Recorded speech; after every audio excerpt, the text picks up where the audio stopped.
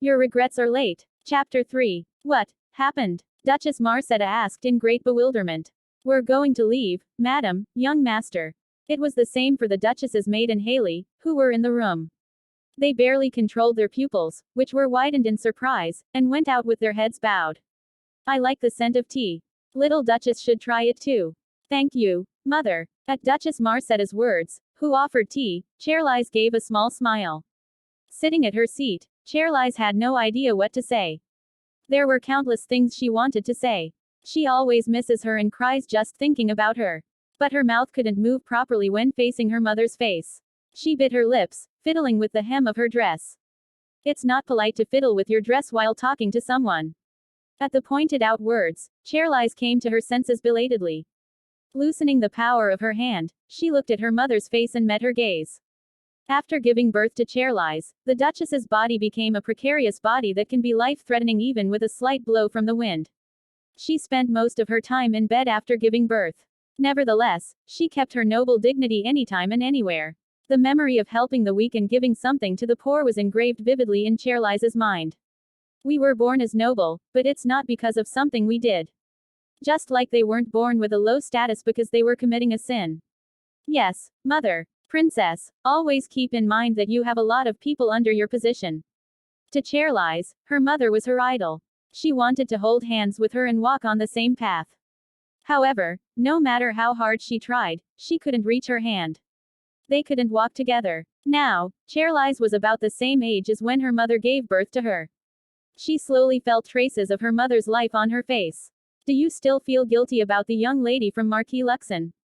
Perhaps it was an unexpected question, and her mother seemed very surprised. Jenna von Luxon. She was the fiancée of Duke Marcetta, and it was forbidden to mention her name. No one ever asked about her first, and no one answered it. There was no conversation nor interest in her. It's true that I have ruined many people's lives by being here. An awkward atmosphere descended. Silence came again. I'm going to break my engagement with the second son of Marquis Radiosa. What do you mean? Duchess Marcetta tilted her head puzzledly. It was difficult for her to fully understand what her daughter was saying, as she was now listening to her. Duchess Marcetta knows that her daughter believed that everyone except the one by her side was her enemy. Charlize's mind also didn't open up well. However, Delphire was considered one of the few people on her side. It was natural as they have been together since they were very young. As soon after their coming-of-age ceremony was held, they got engaged. Did I hear it wrong now? You heard it correctly. Charlize was not the type to fool others with a joke. Knowing that fact better than anyone, this situation was confusing enough. As it was not enough to suddenly come here without any reason, the first sentence she said was that she wanted to break up her engagement with Delphire. What had happened to her? I had no idea why she made this decision. Did you know that Marchioness Radiosa is a close friend of this mother? I could meet him in the first place because the two of you were close. Of course, I'm not saying I will break the engagement for no reason. Shouldn't we be careful about things that may go unnoticed? Then, why are you saying this?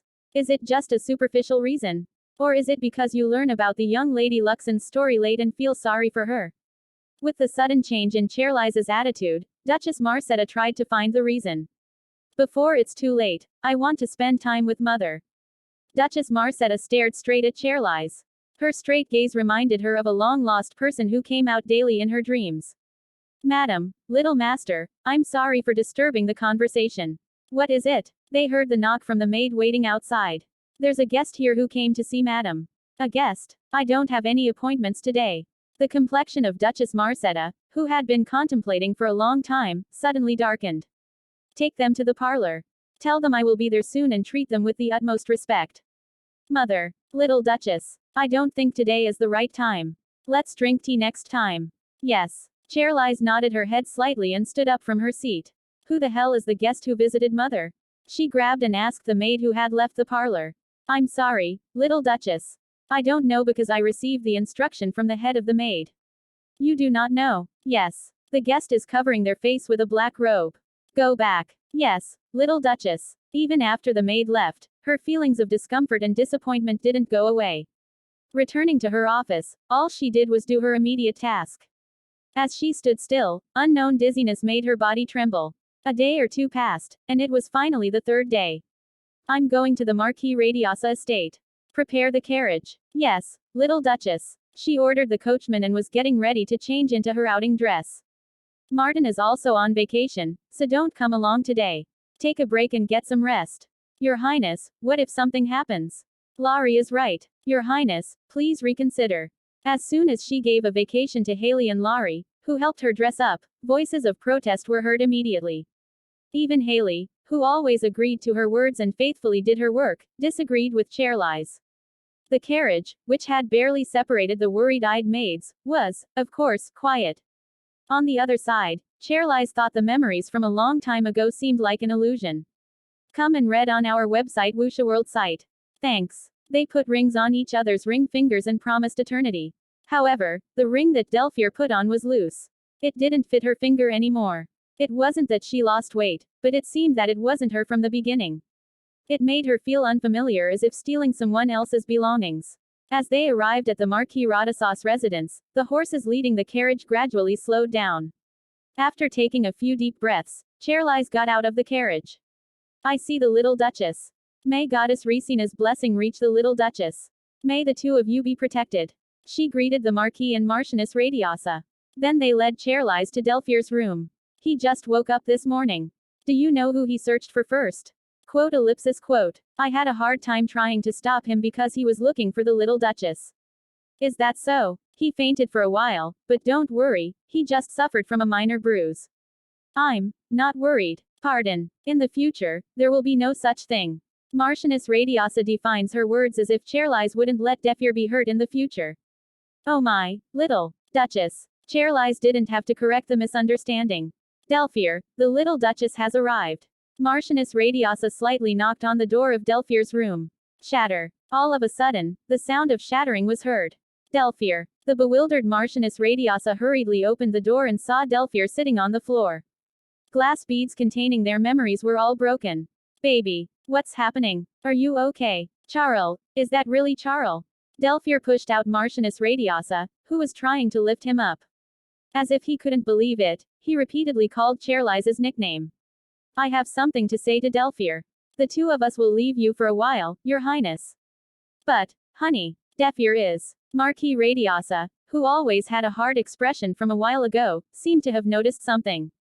He took his wife, Marchioness Radiosa, who looked uneasy. After some time passed, Chairlies bent her back and picked up the glass piece that had fallen around her. Charles. When it touched her delicate skin and bled out, Delphire reacted immediately. As if nothing was as painful as seeing her blood, he closed his eyes in astonishment. You fall when you ride a horse. Quote. It's surprising. No one else but you, who taught me how to ride a horse. Quote. This is the first time that you fell off the horse. To answer my question with silence like this. Coming in the carriage, and given the time in her past, Chairlies constantly thought. Delphire's accident, which had never happened before, was surprising. Moreover, Delphire's riding skill was so good that it couldn't be ridiculed. And she couldn't understand why he was looking at the glass beads that he hadn't even looked at. When she asked with a calm face holding down her emotions, Delphire didn't answer. She wondered why he was shaking his whole body over there. You were looking at the glass beads that contained our memories. Quote. Why? You normally don't do this. You don't answer anything, and you even tremble in anxiety. Quote. It didn't happen back then. As soon as she said those words, Delphire lowered his head.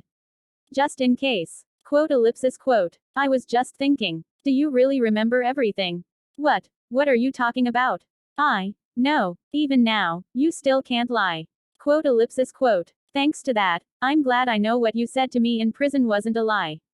The prediction she just made was right. Delphire avoided Chairlies' gaze. He remembered everything, and he came back to the past too. If only me who suffers and remember it, there's nothing more resentful and unfair than that. She could hardly believe it, but it was rather good.